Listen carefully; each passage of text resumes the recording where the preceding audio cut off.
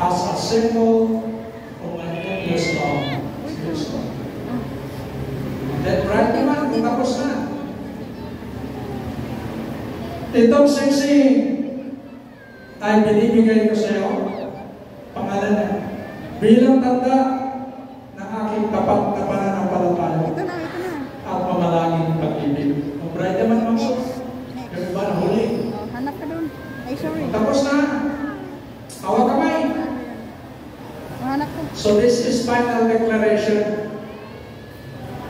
Sa ilalim ng opisina ng Councilor Michael Belmonte and Councilor Atty. Bong Libang, Republic of the Philippines, Office of the Civil Registrar General, Certificate of Marriage, now by the power and authority vested upon me, according to the laws of the Republic of the Philippines, looking into heaven for the divine sanction, I pronounce you husband and wife.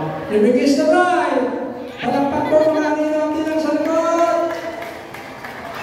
And congratulations. Happy marriage. Sige po, pupunta tayo. Pag tinawag po, nasa harapan yung mga